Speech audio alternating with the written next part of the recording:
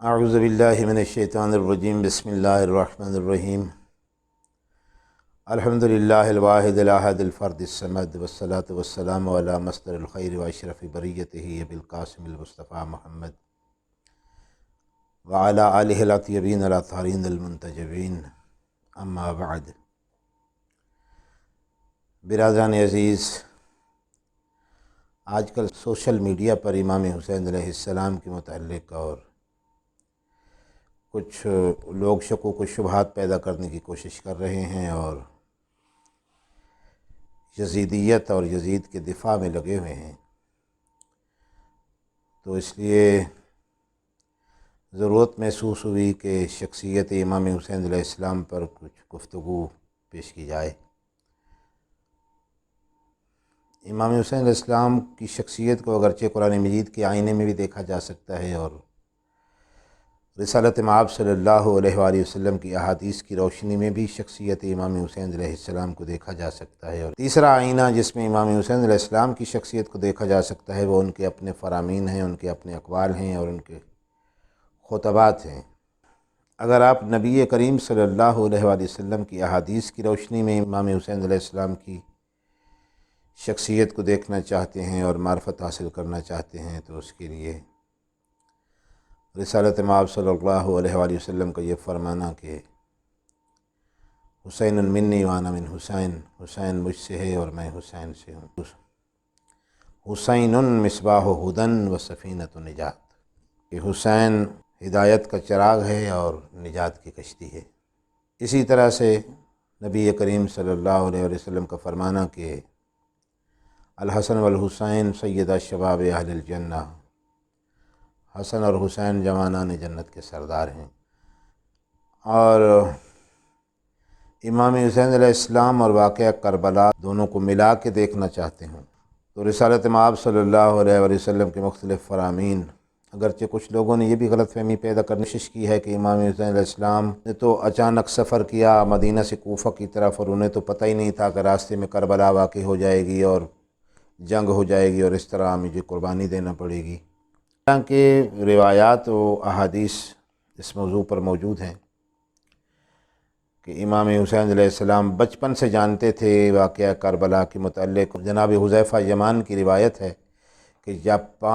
4 یا 5 سال کی عمر میں امام حسین علیہ السلام نے مجھے مخاطب ہو کر فرمایا کہ کربلا میں شہید کر دیا جاؤں گا، اور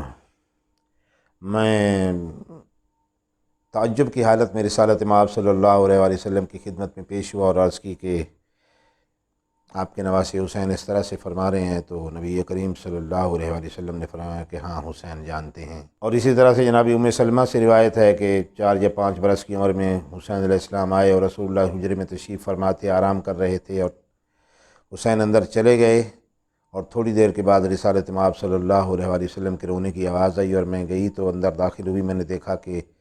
نبی کریم نے امام حسین علیہ السلام کو سینے پہ لٹایا ہوا تھا اور ان کے بوسے لے رہے تھے اور زار و قطار رو رہے تھے، اور میں نے جب وجہ پوچھی کہ میرے ماں باپ آپ پر قربان ہو جائیں یا رسول اللہ خیریت تو ہے، تو رسالت مآب صلی اللہ علیہ وسلم نے جواب میں ارشاد فرمایا کہ ایک ایسا فرشتہ آیا ہے جو پہلے زمین پر کبھی نہیں نازل ہوا، اور اس فرشتے نے مجھے آ کر بتایا ہے کہ میرا نواسہ حسین کربلا کے میدان میں شہید کر دیا جائے گا، اور یہ کربلا کی وہ خاک ہے، تم اس خاک کو ایک شیشے میں جوڑ کے رکھ لو، جس دن یہ خاک خون میں بدل جائے تو سمجھ جانا کہ میرا بیٹا حسین کربلا میں شہید کر دیا گیا ہے۔ تو یہ بھی امام حسین علیہ السلام کے بچپن کا واقعہ ہے۔ تو اس واقعے سے پتہ چلتا ہے کہ امام حسین علیہ السلام بچپن سے کربلا کے ہونے والے واقعے کو جانتے تھے اور اس کے لیے ذہنی طور پر تیار تھے، اور اسی لیے مدینہ سے نکلتے وقت بھی جناب ام سلمہ کو امام حسین علیہ السلام نے بھی یہ فرمایا کہ جس دن یہ خاک خون میں بدل جائے تو آپ سمجھ جائیے گا کہ میں کربلا کے میدان میں شہید کر دیا گیا ہوں۔ اور پھر یہ بھی انسانی عقل سوچ سکتی ہے کہ اگر مدینہ امام حسین علیہ السلام رہ جاتے اور یزید کی مخالفت نہ کرتے اور اس کے خلاف قیام نہ کرتے تو امن و سکون اور راحت کی زندگی وہاں گزار سکتے تھے، اور یزید کی طرف سے انہیں اتنے خزانے اور اتنے درہم و دینار مل جاتے کہ ان کی قیامت تک آنے والی نسلیں آرام سے بیٹھ کے کھا سکتی تھیں۔ لیکن امام حسین علیہ السلام نے مدینہ جیسا وطن چھوڑا اور اپنے بچوں کو ساتھ لیا اور مخدرات عصمت بیویوں کو ساتھ لیا اور اپنے نوجوانوں کو ساتھ لیا، اور مکہ تشریف لے آئے اور مکہ کی سرزمین پر 8 ذی الحجہ کو احرام توڑتے ہوئے یہ فرمایا تھا رات کو کہ من کان بازلا مہجۃ فینا فلیرحل معنا انی راحل مصبحا انشاءاللہ، کہ اگر کوئی اپنے دل کا خون دینا چاہتا ہے اور یہ قربانی دینے کے لیے تیار ہے تو وہ کل صبح میں یہاں سے چلا جاؤں گا، وہ میرے ساتھ سفر اختیار کر سکتا ہے اور میرا ہم سفر بن سکتا ہے۔ اور اسی طرح سے مختلف مقامات پہ ملنے والے لوگوں کو یہ کہنا کہ اما ترون ان الحق لا یعمل بہ وان الباطل لا یتناہی عنہ، تم نہیں دیکھ رہے کہ حق پر عمل نہیں ہو رہا ہے اور باطل سے روکا نہیں جا رہا۔ تو یہ قیام امام حسین علیہ السلام کا مقصد اس سے واضح ہو جاتا ہے کہ امام حسین علیہ السلام نے کس مقصد کے لیے سفر اختیار کیا اور کس مقصد کے لیے اپنا وطن مدینہ جیسا وطن چھوڑ کے کربلا کے صحرا کی راہ اختیار کی۔ اور اسی طرح سے منزل بعیدہ پر جناب حور اور ان کے لشکر سے ملاقات ہونے پر بھی امام حسین علیہ السلام نے رسول اللہ صلی اللہ علیہ وسلم کی ایک حدیث پورے لشکر کو بلند آواز سے سنائی اور فرمایا کہ ایھا الناس، قال رسول اللہ صلی اللہ علیہ وآلہ وسلم، من رعا سلطانا جائرا مستحلا لحرام اللہ ناقصا لعہد اللہ مخالفا لسنت رسول اللہ فمن لم یغیر علیہ بقول ولا فعل فکان حقا علی اللہ ان یدخلہ مدخلہ، کہ میرے نانا رسول اللہ صلی اللہ علیہ وآلہ وسلم سے میں نے اس حدیث کو سنا کہ میرے نانا نے فرمایا کہ اگر کوئی شخص کسی ظالم اور جائر بادشاہ کو دیکھتا ہے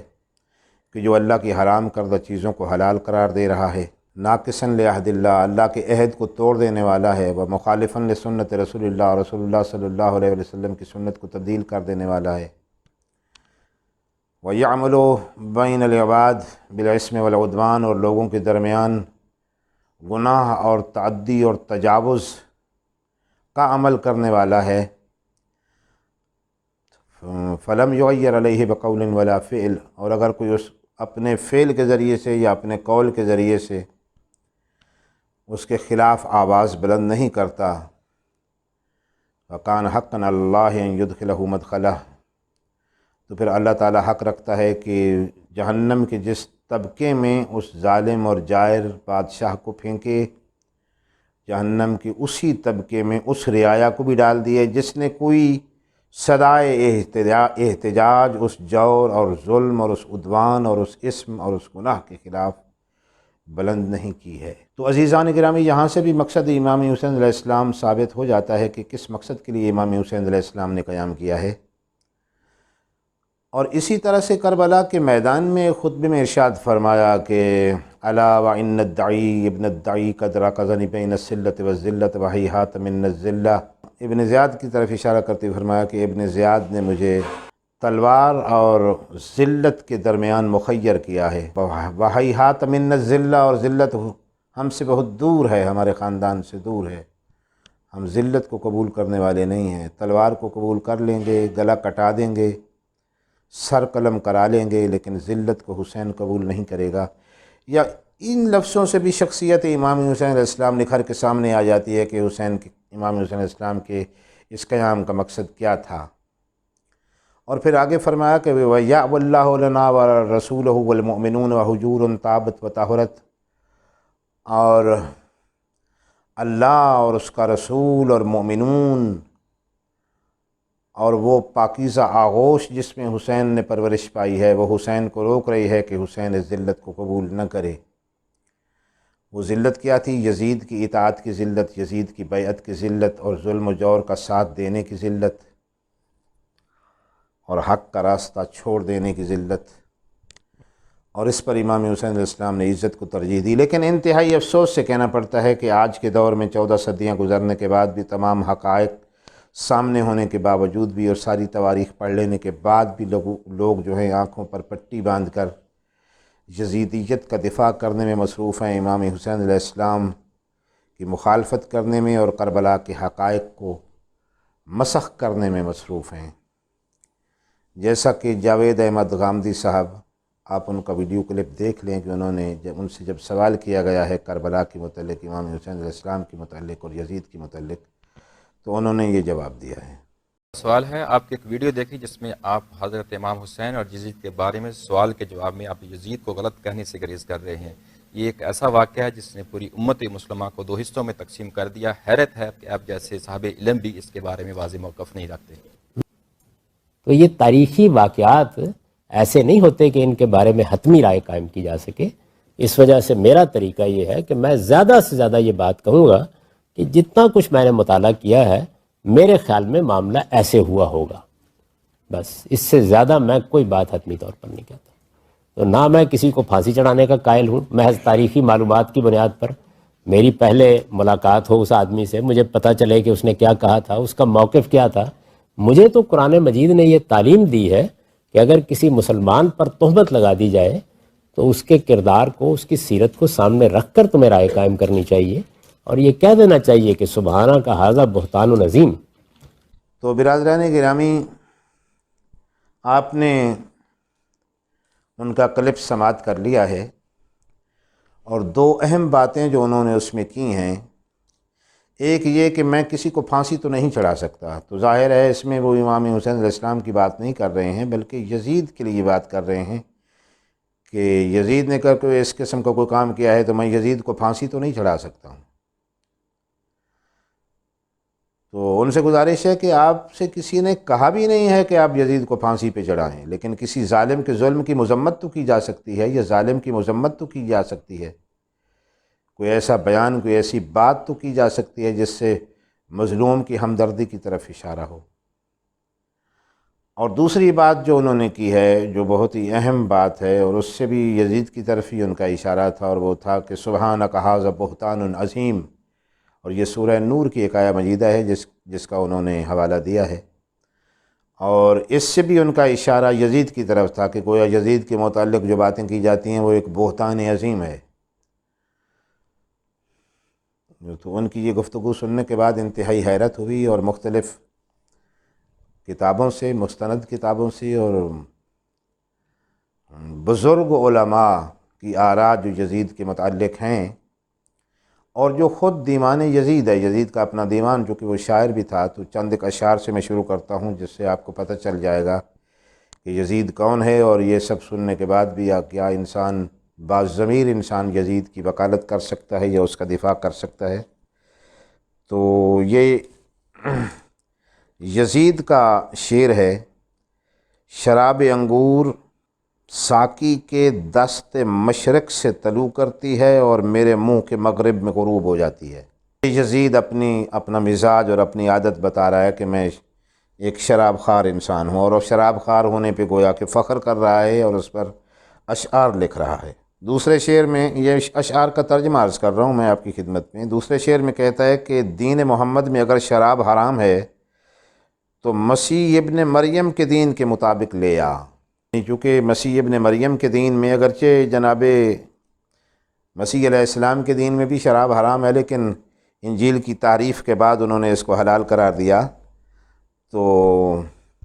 یزید کہہ رہا ہے، اور واقعی وہ دین مسیحیت سے بہت متاثر تھا، اس کی والدہ چونکہ عیسائی تھی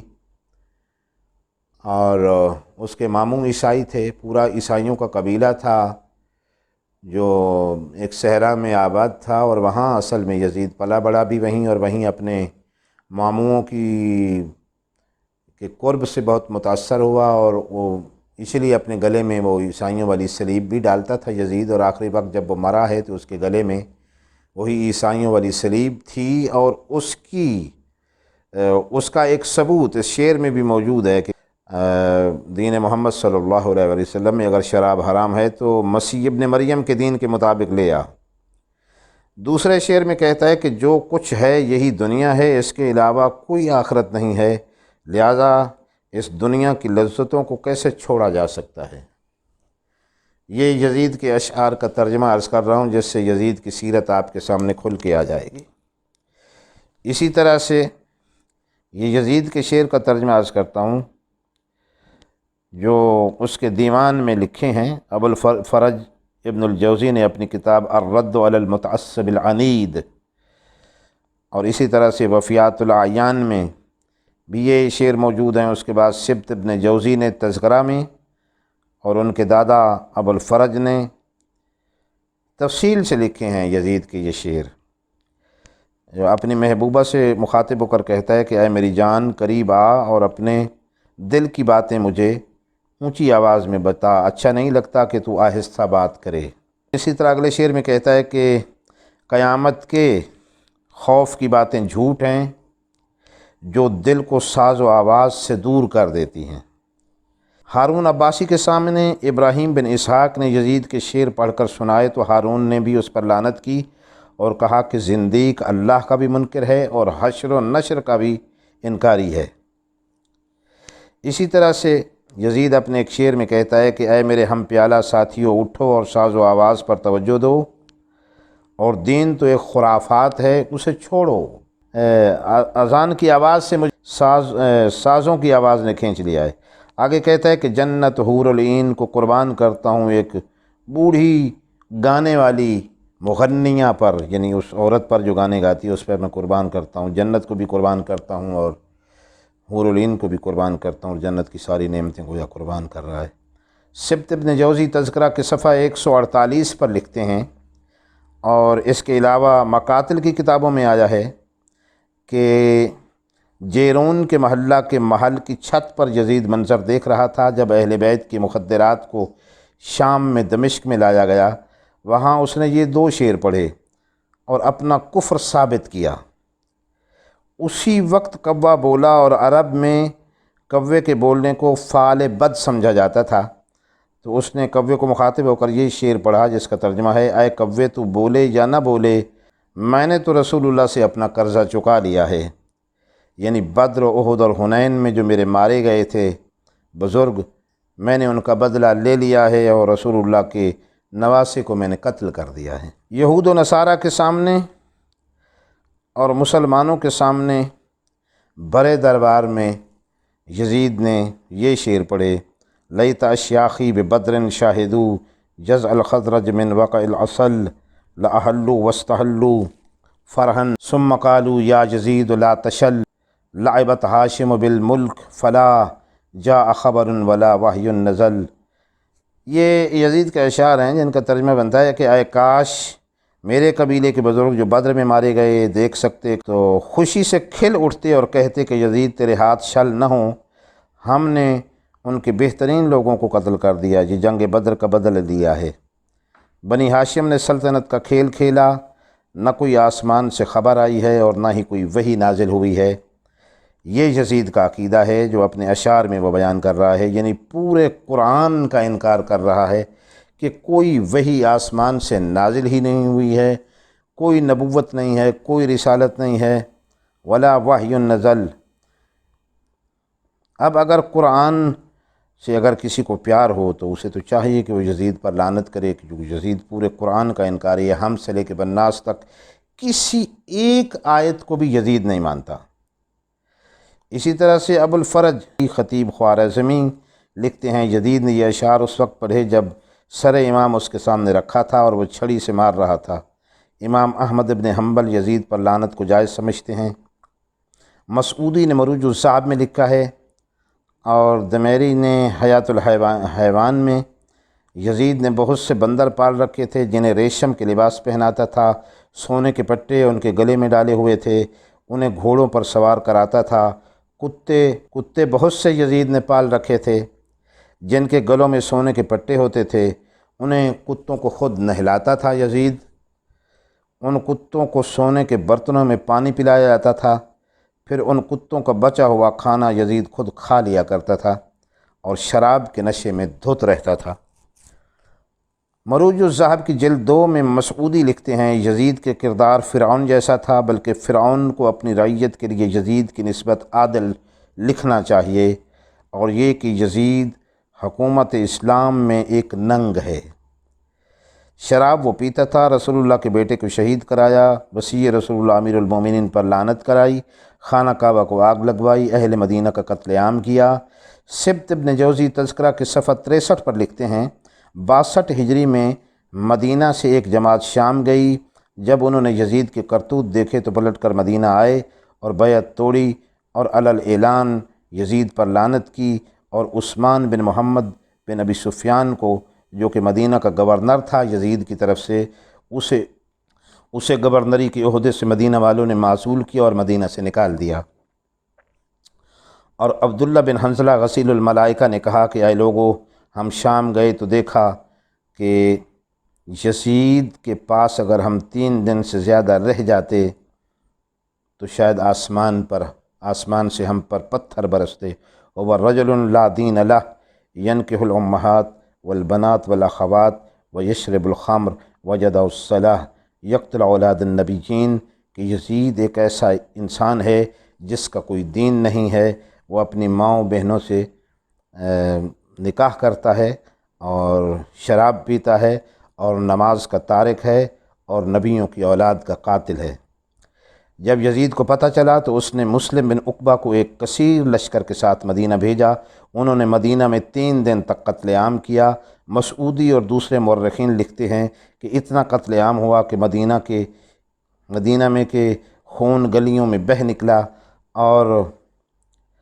خاض الناس فی الدماء، لوگ یعنی خون کے اندر دھنسے ہوئے تھے، لوگ خون میں ڈوبے ہوئے تھے۔ وامتلعت الروضہ والمسجد، حتیٰ کہ خون بہتا ہوا قبر رسول اللہ صلی اللہ علیہ وآلہ وسلم تک پہنچ گیا۔ اتنا یزید نے قتل عام کرایا، اور روضہ رسول صلی اللہ علیہ وآلہ وسلم اور مسجد نبوی خون سے لبریز تھی، اور روضہ رسول اللہ خون سے پر تھا۔ یقیناً لوگ روضہ رسول اللہ کی پناہ لیتے رہے ہوں گے، اور وہاں روضہ رسول اللہ میں ہی لوگوں کو قتل کیا جاتا رہا ہوگا، اور اسی طرح سے لوگ مسجد نبوی میں جو پناہ لیتے رہے ان لوگوں کو مسجد نبوی میں قتل کرایا۔ ولدت 1000 امرأة بعد الحرہ من غیر زوج،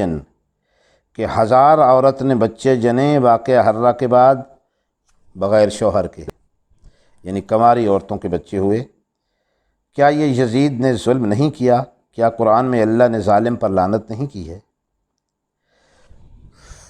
تو عزیزان و برادران گرامی، یہ تاریخی حوالے یزید کے کردار کی نسبت سے آپ کی خدمت میں عرض کیے ہیں، اور آپ ان کو بھی دیکھ لیں، ان بزرگ علماء کو بھی دیکھ لیں، ان کتابوں کو بھی دیکھ لیں۔ اور اس کے بعد غامدی صاحب نے یزید کے دفاع میں جو لفظ استعمال کیے ہیں، ایک یہ کہ سبحانک ھذا بہتان عظیم، کہ گویا یزید پر یہ ایک بہتان عظیم ہے، الزام لگایا گیا ہے یزید پر، اور یزید ایسا نہیں تھا۔ تو تاریخی آئینے میں ہی دیکھ کے یقیناً یزید کی فطرت اور اس کے مزاج اور اس کی عادات کا تعین کیا جا سکتا ہے کہ وہ کس قسم کا انسان تھا۔ اور اسی طرح سے جاوید احمد غامدی صاحب کا یہ کہنا کہ میں کسی کو پھانسی تو نہیں چڑھا سکتا ہوں، تو ہم نے جیسا کہ پہلے عرض کیا کہ ہم پھانسی چڑھانے کی بات تو نہیں کر رہے ہیں، ہم تو یہ عرض کر رہے ہیں کہ کم از کم اتنا تو ہو نا کہ جیسا کہ نبی کریم صلی اللہ علیہ وسلم کی اس حدیث مبارکہ کا حوالہ جو امام حسین علیہ السلام نے دیا ہے کہ قال رسول اللہ صلی اللہ علیہ وآلہ وسلم من رعا سلطانا جائرا مستحلا لحرام اللہ ناقصا لعہد اللہ مخالفا لسنت رسول اللہ یعمل بین العباد بالاسم والعدوان فمن لم یغیر علیہ بقول ولا فعل، تو اس کا انجام جو آگے بیان فرمایا کہ اگر کوئی اپنے قول یا اپنے فعل سے اس کی مذمت ہی نہیں کرتا ہے اور اس کے آڑے نہیں آتا ہے، اور اس ظالم سلطان جو اللہ کی حرام کردہ چیزوں کو حلال قرار دے رہا ہو اور نبی کریم کی سنت کو بدل رہا ہو اور اللہ کے سے کیے ہوئے عہد کو توڑ رہا ہو، اور جو اپنے قول اور فعل کے ساتھ اس ظالم اور جائر اور جابر سلطان کے خلاف آواز بلند نہیں کرتا ہے اور مذمت نہیں کرتا ہے، تو کان حقا علی اللہ ان یدخلہ مدخلہ، تو خداوند عالم حق رکھتا ہے کہ جہنم کے جس طبقے میں پھر ایسے یزید جیسے ظالم جائر اور جابر اور عدوان کرنے والے اور عاصم گناہ کرنے والے بادشاہ کو جہنم کی جس طبقے میں اللہ ڈالے، اسی طبقے میں پھر وہ لوگ بھی جائیں گے جو اس کی تائید کر رہے ہوں۔ تو ہم کیا اسے پھانسی چڑھا سکتے ہیں اور بہتان عظیم کا حوالہ دیں؟ تو یہ سارے حقائق آپ کے سامنے ہیں برادران گرامی، اور خود فیصلہ کریں۔ وآخر دعوانا ان الحمد للہ رب العالمین۔